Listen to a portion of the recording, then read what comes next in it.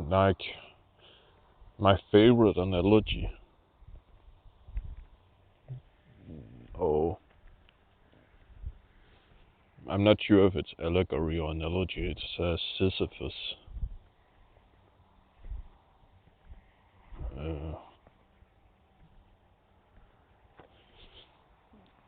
I'm going to read that story. I want to read actually. As one of the only ones, but he was someone who did something wrong.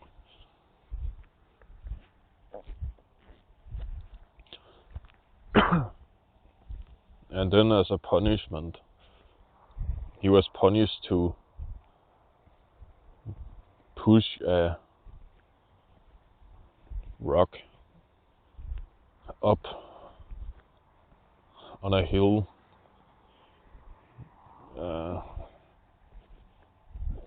for eternity. And he's still doing it to this day. For 2,000 years or however old the story is.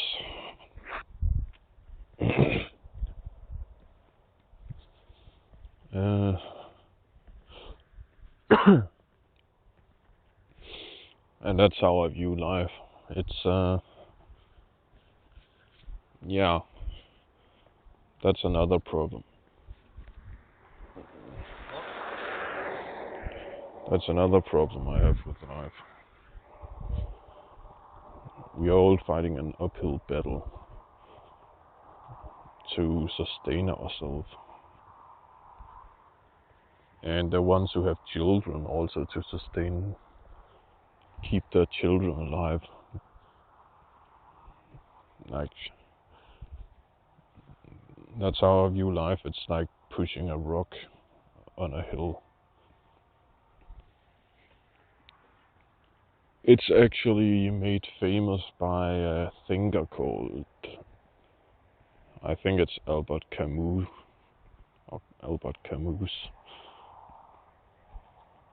And he made a philosophy called absurdism. And it's related to nihilism, but it's not exactly the same. But like absurdism, it's kind of, I'm not sure, but I think what it's teaching is to internalize nihilism, kind of, and then like, in a way, appreciate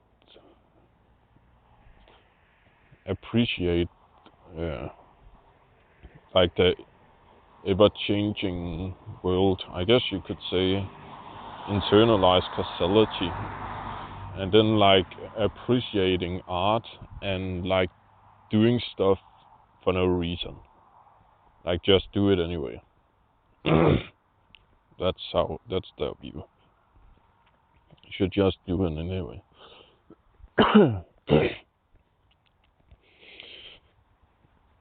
But yeah, I guess my position, I would I'm pretty much a nihilist, but I would say I'm a pessimistic nihilist. So I'm like the one crying in the corner because nothing matters. That's the way I would view it. So I say, oh, why did all those people die, and why did they suffer, and also why do they have to lift the rock on the hill? And the reason why I view death as a good thing, it's because at least we are not like Sisyphus, because it will end at one point. So that's why I view death as really good, because at least the people who didn't like to push a rock uphill all of their lives, they don't have to do it forever. It's only all of their lives. It's not for eternity. So the happy people, they can enjoy life. But then the people who hate life, like me, they are going to have a way out at some point. they're not going to suffer forever. And that's also one of the reasons why I don't really care that much about suffering. It's the fact that it isn't forever. So I guess reality isn't that bad after all, because at least you have a way out. And like even a person who was tortured from birth to when they were 80, they're going to die at some point anyway.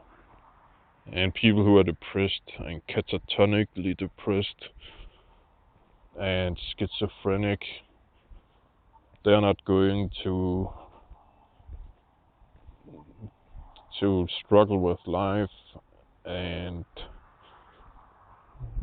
have hallucinations for eternity, respectively.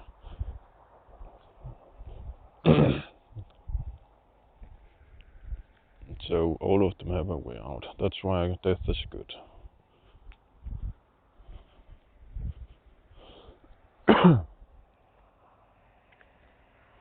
And life is bad because it's an uphill battle all the time. And like the analogy or allegory of the rock, it's the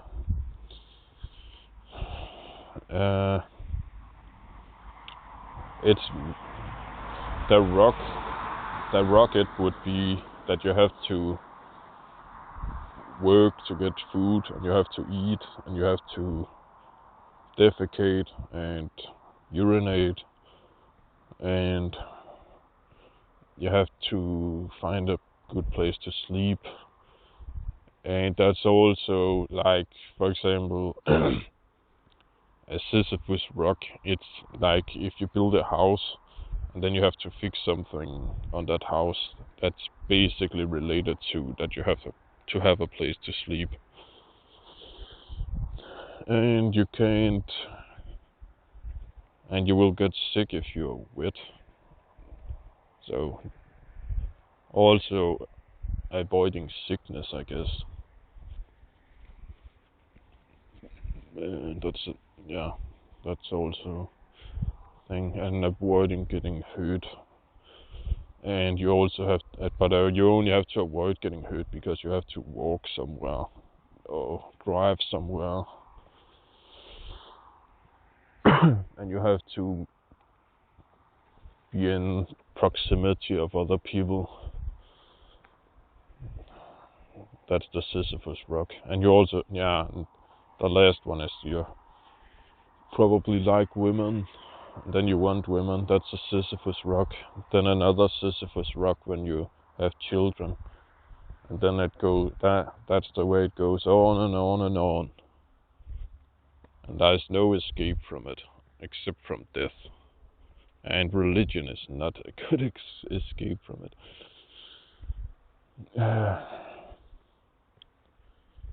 I guess Stoicism isn't either. Like you could say, you shouldn't care about it.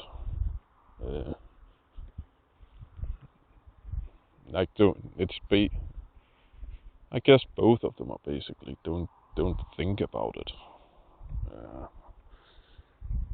It's a good way. Like it's a good way to think about. You shouldn't think about the things you can't change. But I basically went down the other path. But I also have this, like in good periods of my life, then I feel completely opposite. For example, I don't want to have children because children to me I view as nothing but another Sisyphus rock. But I don't, because that's a Sisyphus rock that would feel like it's really worth it.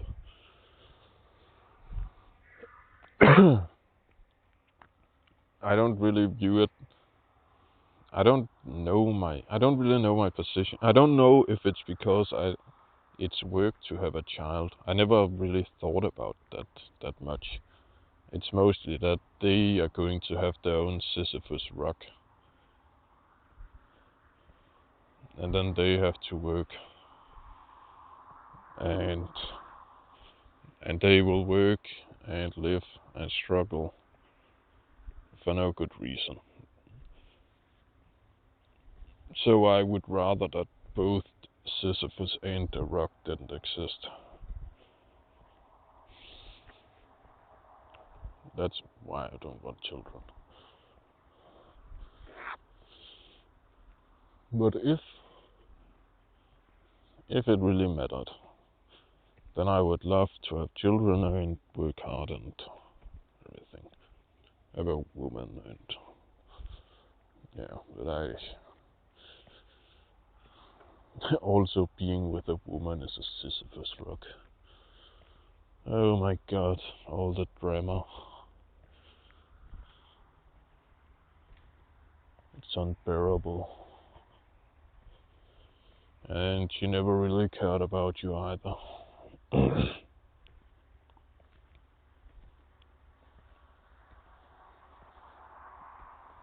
Like, whatever reason there was for her to choose you rather than someone else, it's not a good reason. It's basically, you're a good worker drone, and then her emotions tell you that you're a good worker drone. Or you look well. So, no, I don't like women that much. I don't like men either, because men, it's basically, for most men, then it's about getting a fuck toy. And then they tell themselves a story. Both men and women have this ability to tell like a good story about why they chose the partner they did. But basically it was mostly lust for the man, and for the woman then it was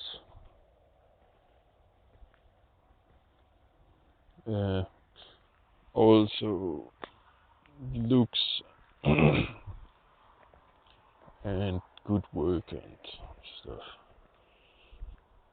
Both of them are bad. And they're going to create another Sisyphus rock. And the reason why I don't want a woman is also because I don't want children. So basically, if I have a fuck toy, then the fuck toy doesn't matter if it doesn't create children for me. Because that's the whole reason why I fuck the toy. But I don't want children. That's creating quite a problem in the way of thinking for me. But all of them are just instincts, needs. And that's another Sisyphus rock. It's just wanting women in general. I often told myself that I wanted to be asexual.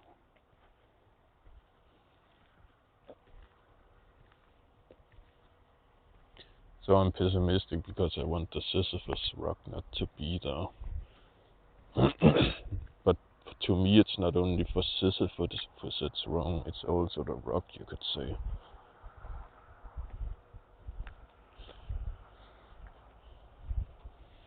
And I guess, suicide would be for Sisyphus to eliminate himself. And that makes a lot of sense in my head too.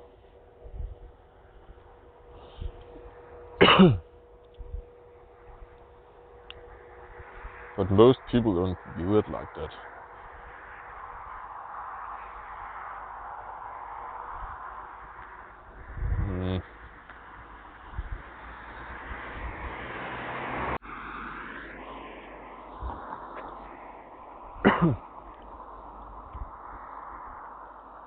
What is the average Mo Sisyphus?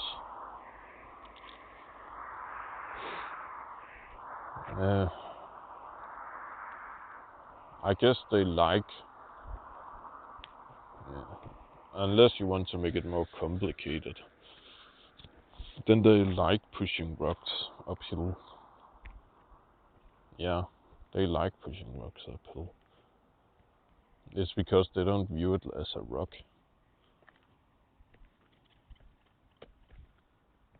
But I do. They don't view it as a rock. They view it as like, I'm not sure. Yeah, it's like they were pushing a rock uphill, but to them it's not a rock.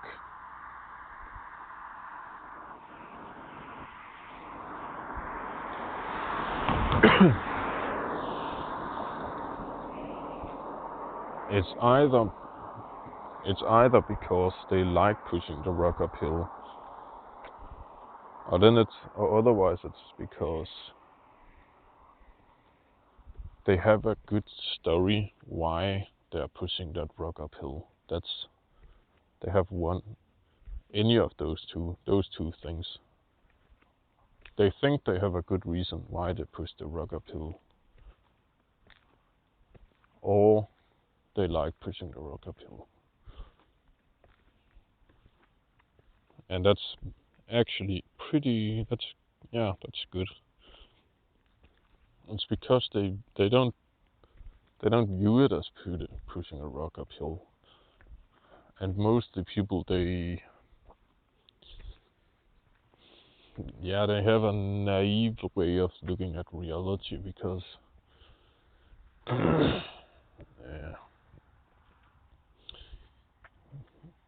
sometimes they think about the fact that they are pushing a rock uphill, and pushing that rock uphill, it would be like the 1,000 people in Lebanon dying for no good reason.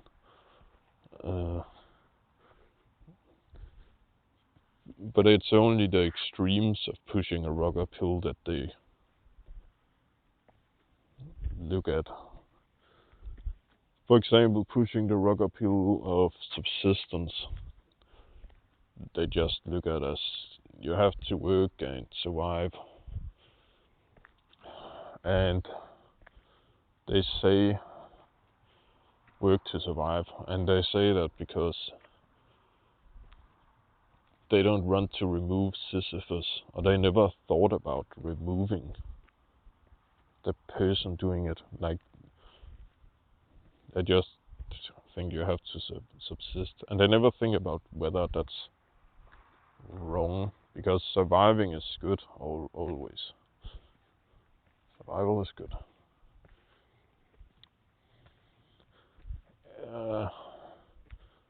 So that's why he has to continue. And also, the rock has to continue being pushed uphill. It's because the rock matters. So I guess Sisyphus is the subject, and the rock is reality.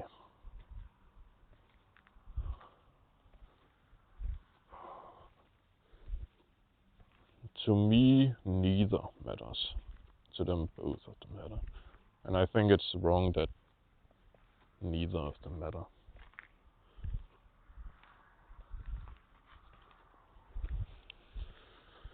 I guess that's it. But everything is reducible to causality itself. The fact that he is pushing right now. And that's what's wrong.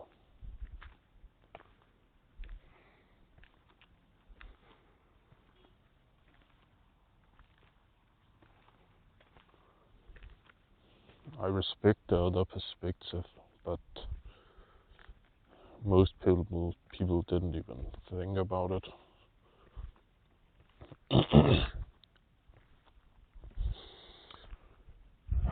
And the people who think about it also tend to go wrong somewhere if they end up with a different conclusion.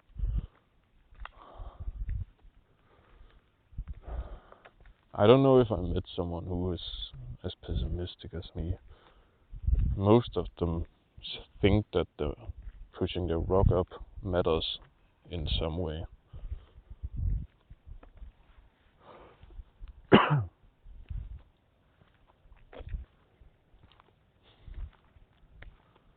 Most of them do. And most of them yeah, even the ones that have a pessimistic view, they view it as a good thing. Most people are just they don't reflect enough, I think. But I guess the difference between me and an anti-natalist, it is that to the anti-natalist, then the wrong is that for the person pushing the rock, it's wrong. But for me, it's wrong for both. Yeah. It's wrong for both.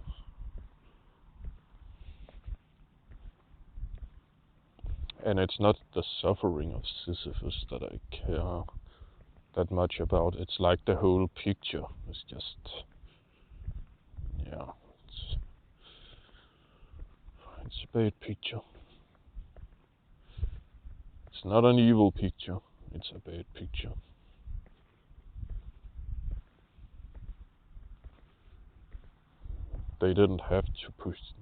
Sisyphus didn't have to push the rock. And the rock didn't have to be there in the first place. And Sisyphus didn't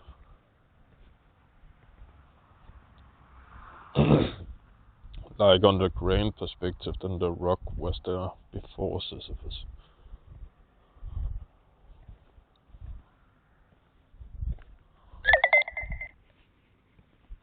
So like you could say I'm a step before anti-natalist because if reality didn't exist, then no subjects would be created. At least according to science, like all humans, they eventually come from the objective world. So I go a step further. Like reality itself shouldn't exist. And that's because it's also wrong that the rock should be there for no reason. Yeah. So I guess it's just meaninglessness is bad. It's my axiom, I guess. Meaninglessness is bad. I don't know. Meaninglessness is evil. No, that's not it. It's bad. Yeah, that's my position. That is my position.